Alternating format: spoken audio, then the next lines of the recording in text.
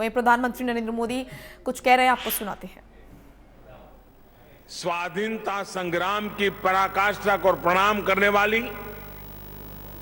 अंडमान की cellular jail, Arunachal Pradesh से Anglo Indian war की गवाह केकर मॉर्निंग की भूमि, मुंबई का अगस्त क्रांति मैदान, पंजाब का जलियांवाला बाग, उत्तर प्रदेश का मेरठ, काकोरी और झांसी, देश भर में ऐसे कितने ही स्थान पर आज एक साथ इस अमृत महोत्सव का श्री गणेश हो रहा है।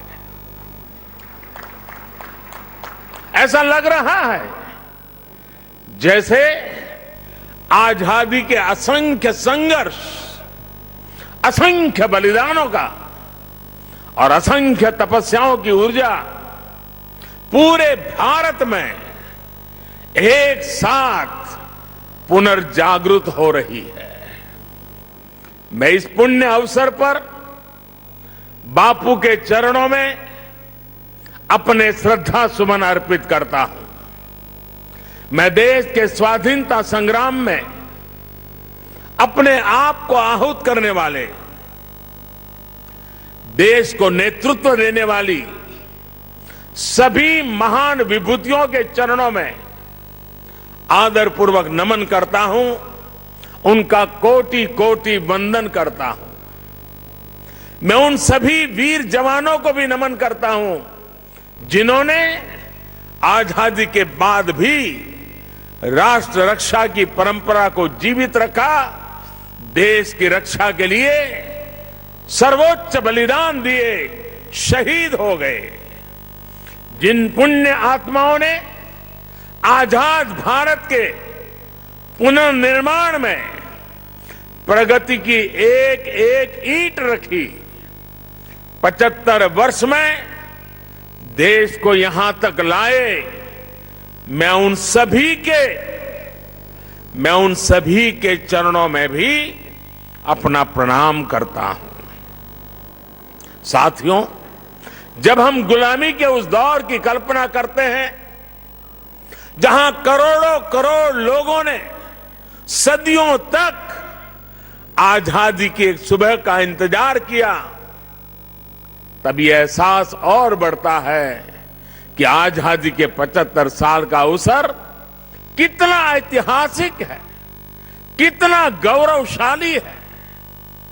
इस पर्व में शाश्वत भारत की परंपरा भी है, स्वाधीनता संग्राम की परछाई भी है और आजाद भारत के गौरवान्वित करने वाली प्रगति भी है। इसलिए अभी आपके सामने जो प्रेजेंटेशन रखा गया, उसमें अमृत महोत्सव के 5 स्तंभों पर विशेष जोर दिया गया है। Freedom struggle, ideas at 75, achievements at 75, actions at 75 और रिजॉल्व्स एट 75। ये पांचों स्तंभ आजादी की लड़ाई के साथ साथ आजाद भारत के सपनों और कर्तव्यों को देश के सामने रखकर आगे बढ़ने की प्रेरणा देंगे। इन्हीं संदेशों के आधार पर आज अमृत महोत्सव की वेबसाइट के साथ चरखा अभियान और आत्मनिर्भर इंक्यूबेटर को भी लॉन्च किया गया है।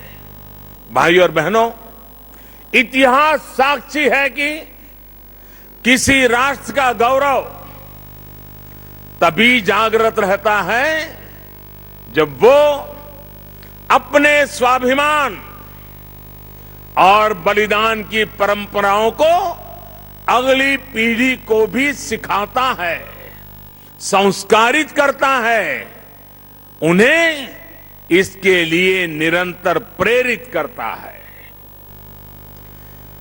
किसी राष्ट्र का भविष्य तभी उज्जवल होता है जब वो अपने अतीत के अनुभवों और विरासत के गर्व से पल पल जुड़ा रहता है। फिर भारत के पास तो गर्व करने के लिए अथाह भंडार है, समृद्ध इतिहास है, चेतनामय सांस्कृतिक विरासत है। इसलिए आजादी के 75 साल का यह अवसर एक अमृत की तरह वर्तमान पीढ़ी को प्राप्त होगा। एक ऐसा अमृत जो हमें प्रतिपल देश के लिए जीने, देश के लिए कुछ करने के लिए प्रेरित करेगा। साथियों, हमारे यहां वेदों में एक वाक्य है, मृत्यो मुक्षीय मामृताम, अर्थात हम दुख, कष्ट, क्लेश और विनाश से निकलकर अमृत की तरफ बढ़ें, अमरता की ओर बढ़ें। यही संकल्प आजादी के इस अमृत महोत्सव का भी है। आजादी का अमृत महोत्सव यानी आजादी की ऊर्जा का अमृत। आजादी का अमृत महोत्सव यानी स्वाधीनता सेनानियों से प्रेरणाओं का अमृत। आजादी का अमृत महोत्सव यानी नए विचारों का अमृत, नए संकल्पों का अमृत। आजादी का अमृत महोत्सव यानी आत्मनिर्भरता का अमृत। और इसलिए ये महोत्सव राष्ट्र के जागरण का महोत्सव है। ये महोत्सव सुराज्य के सपने को पूरा करने का महोत्सव है। ये महोत्सव वैश्विक शांति का, विकास का महोत्सव है।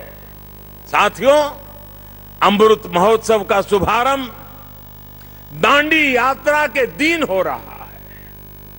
उस ऐतिहासिक क्षण को पुनर्जीवित करने के लिए एक यात्रा भी अभी शुरू होने जा रही है।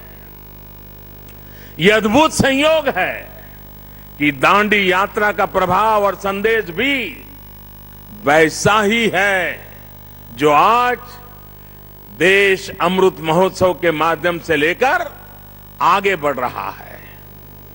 गांधी जी की इस एक यात्रा ने आजादी के संघर्ष को एक नई प्रेरणा के साथ जन जन से जोड़ दिया था। इस एक यात्रा ने अपनी आजादी को लेकर भारत के नजरिए को पूरी दुनिया तक पहुंचा दिया था। ऐसा ऐतिहासिक और ऐसा इसलिए क्योंकि बापू की दांडी यात्रा में आजादी के आग्रह के साथ साथ भारत के स्वभाव और भारत के संस्कारों का भी समावेश था। हमारे यहां नमक को कभी उसकी कीमत से नहीं आंका गया। हमारे यहां नमक का मतलब है ईमानदारी। हमारे यहां नमक का मतलब है विश्वास। हमारे यहां नमक का मतलब है वफादारी। हम आज भी कहते हैं कि हमने देश का नमक खाया है। ऐसा इसलिए नहीं क्योंकि नमक कोई बहुत कीमती चीज है। ऐसा इसलिए क्योंकि नमक हमारे यहां श्रम और समानता का प्रतीक है। उस दौर में नमक भारत की आत्मनिर्भरता का एक प्रतीक था। अंग्रेजों ने भारत के मूल्यों के साथ साथ इस आत्मनिर्भरता पर भी चोट की।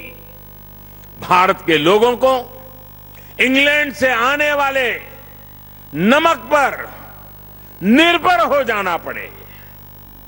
गांधी जी ने देश के उस पुराने दर्द को समझा, जन जन से जुड़ी उस नब्ज को पकड़ा और देखते ही देखते ये आंदोलन हर एक भारतीय का आंदोलन बन गया, हर एक भारतीय का संकल्प बन गया। साथियों, इसी तरह आजादी की लड़ाई में अलग अलग संग्रामों, अलग अलग घटनाओं की भी अपनी प्रेरणाएं हैं, अपने संदेश हैं, जिन्हें आज का भारत आत्मसात कर आगे बढ़ सकता है। 1857 का स्वातंत्र संग्राम, महात्मा गांधी का विदेश से लौटना, देश को सत्याग्रह की ताकत फिर याद दिलाना, लोकमान्य तिलक का पूर्ण स्वराज का आह्वान, नेताजी सुभाष चंद्र बोस के नेतृत्व में आजाद हिंद फौज का दिल्ली मार्च, दिल्ली चलो, ये नारा आज भी हिंदुस्तान भूल नहीं सकता है। 1942 का अविस्मरणीय आंदोलन, अंग्रेजों भारत छोड़ो का वो उद्घोष, ऐसे कितने ही अनगिनत पड़ाव जिनसे हम प्रेरणा लेते हैं, ऊर्जा लेते हैं। ऐसे कितने ही हुतात्मा सेनानी हैं जिनके प्रति देश हर रोज अपनी कृतज्ञता व्यक्त करता है।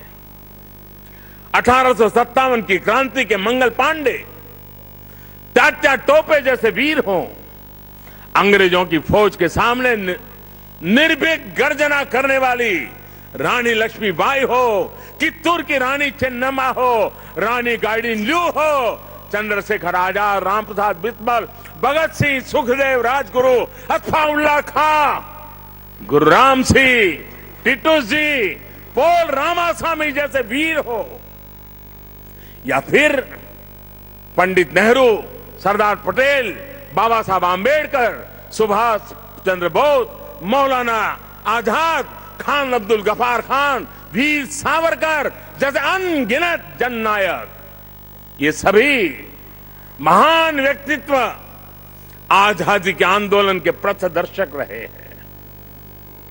आज इन्हीं के सपनों को भारत बनाने के लिए, उनके सपनों का भारत बनाने के लिए हम सामूहिक संकल्प ले रहे हैं, इनसे प्रेरणा ले रहे हैं। साथियों, हमारे स्वाधीनता संग्राम में ऐसे भी कितने आंदोलन हैं, कितने ही संघर्ष हैं जो देश के सामने उस रूप में नहीं आए जैसे आने चाहिए थे। ये एक एक संग्राम, संघर्ष अपने आप में भारत की असत्य के खिलाफ सत्य की सशक्त घोषणाएं हैं। एक एक संग्राम भारत के स्वाधीन स्वभाव के सबूत है। ये संग्राम इस बात का भी साक्षात प्रमाण है कि अन्याय, शोषण और हिंसा के खिलाफ भारत की जो चेतना राम के युग में थी, महाभारत के कुरुक्षेत्र में थी, हल्दी घाटी की रणभूमि में थी, शिवाजी के उद्घोष में थी, वही शाश्वत चेतना, वही अदम्य शौर्य भारत के हर क्षेत्र, हर वर्ग और हर समाज ने आजादी की लड़ाई में अपने भीतर प्रज्वलित करके रखा था। जननी जन्मभूमिश्च स्वर्गादपि करियसी, ये मंत्र आज भी हमें प्रेरणा देता है। आप देखिए हमारे इस इतिहास को, कोल आंदोलन हो या हो संघर्ष, खासी आंदोलन हो या संथाल क्रांति, कछोहा कछार नागा संघर्ष हो या कूका आंदोलन, भील आंदोलन हो या मुंडा क्रांति, सन्यासी आंदोलन हो या रमोसी संघर्ष, चित्तूर आंदोलन, त्रावणकोर आंदोलन, बारडोली सत्याग्रह, चंपारण सत्याग्रह, संबलपुर संघर्ष, चुआर संघर्ष, बुंदेल संघर्ष, ऐसे कितने ही संघर्ष और आंदोलनों ने देश के हर भूभाग को, हर कालखंड में आजादी की ज्योति से प्रज्वलित रखा। इस दौरान हमारी सिख गुरु परंपरा ने देश की संस्कृति, अपने रीति रिवाज की रक्षा के लिए हमें नई ऊर्जा दी, प्रेरणा दी, त्याग और बलिदान का रास्ता दिखाया। और इसका एक और अहम पक्ष है जो हमें बार बार याद करना चाहिए। साथियों, आजादी के आंदोलन की इस ज्योति को निरंतर जागृत करने का काम पूर्व, पश्चिम, उत्तर, दक्षिण, हर दिशा में, हर क्षेत्र में हमारे संतों ने, महंतों ने, आचार्यों ने, भगवतों ने निरंतर किया था। एक प्रकार से भक्ति आंदोलन ने राष्ट्रव्यापी स्वाधीनता आंदोलन की पीठिका तैयार की थी। पूर्व में चैतन्य महाप्रभु, रामकृष्ण परमहंस, श्रीमद शंकर देव जैसे संतों के विचारों ने समाज को दिशा दी, अपने लक्ष्य पर केंद्रित रखा। पश्चिम में मीराबाई, एकनाथ, तुकाराम, रामदास, नरसिंह मेहता हुए। उत्तर में संत रामानंद, कबीरदास, गोस्वामी तुलसीदास, सूरदास, गुरु नानक देव, संत रविदास। दक्षिण में माधवाचार्य, निम्बाकारचार्य, वल्लभाचार्य, रामानुजाचार्य हुए। भक्ति काल के इसी खंड में मलिक मोहम्मद जायसी, रसखान, सूरदास, केशवदास, विद्यापति जैसे महानुभावों ने अपनी रचनाओं से समाज को अपनी कमियां सुधारने के लिए प्रेरित किया।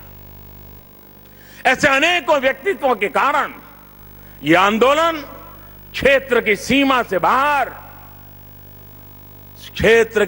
से बाहर निकल करके पूरे भारत के जन जन को अपने आप में समेट लिया। आजादी के असंख्य आंदोलनों में ऐसे कितने ही सेनानी, संत आत्माएं, ऐसे अनेक वीर बलिदानी हैं जिनकी एक एक गाथा अपने आप में इतिहास का एक एक स्वर्णिम अध्याय है। हमें इन महानायकों, महानायिकाओं, उनका जीवन इतिहास भी देश के सामने पहुंचाना है। इन लोगों की जीवन गाथाएं, उनके जीवन का संघर्ष, हमारे स्वतंत्रता आंदोलन के उतार चढ़ाव, कभी सफलता, कभी असफलता, हमारी आज की पीढ़ी को जीवन का हर पाठ सिखाएगी। एकजुटता क्या होती है, लक्ष्य को पाने की जिद क्या होती है, जीवन का हर रंग वो और बेहतर तरीके से समझेंगे। भाई और बहनों, आपको याद होगा इसी भूमि के वीर सपूत श्यामजी कृष्ण वर्मा अंग्रेजों की धरती पर रहकर उनकी नाक के नीचे जीवन की आखिरी सांस तक आजादी के लिए संघर्ष करते रहे। लेकिन उनकी अस्थियां 7 दशकों तक इंतजार करती रही कि कब उन्हें भारत माता की गोद नसीब होगी। आखिरकार 2003 में विदेश से श्यामजी कृष्ण वर्मा की अस्थियां मैं अपने कंधे पर उठा करके ले आया था। ऐसे कितने ही सेनानी हैं, देश पर अपना सब कुछ समर्पित कर देने वाले लोग हैं। देश के कोने कोने से कितने ही दलित, आदिवासी, महिलाएं और युवा हैं जिन्होंने असंख्य तप और त्याग किए। याद करिए तमिलनाडु के 32 वर्षीय नौजवान कोडिकात कुमरन, उनको याद कीजिए। अंग्रेजों ने उस नौजवान को सिर में गोली मार दी, लेकिन उन्होंने मरते हुए भी देश के झंडे को जमीन में नहीं गिरने दिया। तमिलनाडु में उनके नाम से ही कोडिकात शब्द जुड़ गया, जिसका अर्थ है झंडे को बचाने वाला। तमिलनाडु की ही वेलु नाचियार वो पहली महारानी थी जिन्होंने अंग्रेजी हुकूमत के खिलाफ लड़ाई लड़ी थी। इसी तरह हमारे देश के आदिवासी समाज ने अपनी वीरता और पराक्रम से लगातार विदेशी हुकूमत को घुटनों पर लाने का काम किया। झारखंड में भगवान बिरसा मुंडा, उन्होंने अंग्रेजों को चुनौती दी थी। तो मुर्मू भाइयों ने संथाल आंदोलन का नेतृत्व किया था। ओडिशा के चक्रा बिसोई ने लड़ाई छेड़ी तो लक्ष्मण नायक ने गांधीवादी तरीकों से चेतना फैलाई। आंध्र प्रदेश में मन्यम बिरुडी यानी जंगलों के हीरो अल्लूरी सीराराम राजू ने रंपा आंदोलन का बिगल फूका था। पासल था खुंगचेरा ने मिजोरम की पहाड़ियों में अंग्रेजों से लोहा लिया था। ऐसे ही गोमधर, कंवर, लसित बोरफुकन और सीरत सिंह जैसे असम और पूर्वोत्तर के अनेकों स्वाधीनता सेनानी थे जिन्होंने देश की आजादी में योगदान दिया है। यहां गुजरात में बड़ौदा के पास जांबुगाड़ा जाने के रास्ते पर हमारे नायका कौम के आदिवासियों को बलिदान कैसे भूल सकते हैं। मानगढ़ में गोविंद गुरु के नेतृत्व में सैकड़ों आदिवासियों का नरसंहार हुआ। उन्होंने लड़ाई लड़ी। देश इनके बलिदान को हमेशा याद रखेगा। साथियों, मां भारती के ऐसे ही वीर सपूतों का इतिहास देश के कोने कोने में, गांव गांव में है। देश इतिहास के इस गौरव को सहेजने के लिए पिछले 6 सालों से सजग प्रयास कर रहा है। हर राज्य, हर क्षेत्र में इस दिशा में प्रयास किया जा रहा है। दांडी यात्रा से जुड़े स्थल का पुनरुद्धार देश ने 2 साल पहले ही पूरा किया था। मुझे खुद इस अवसर पर दांडी जाने का सौभाग्य मिला था। अंडमान में जहां नेताजी सुभाष बोस ने देश की पहली आजाद सरकार बनाकर तिरंगा फहराया था, देश ने उस विस्मृत इतिहास को भी भव्य आकार दिया है। अंडमान निकोबार के द्वीपों को स्वतंत्रता संग्राम के नामों पर रखा गया है। आजाद हिंद सरकार के 75 साल पूरे होने पर लाल किले पर भी आयोजन किया गया, तिरंगा फहराया गया और नेताजी सुभाष बाबू को श्रद्धांजलि दी गई। गुजरात में सरदार वल्लभ भाई पटेल की विश्व की सबसे ऊंची प्रतिमा। तो आजादी के अमृत महोत्सव में प्रधानमंत्री नरेंद्र मोदी बोलते हुए नजर आ रहे थे।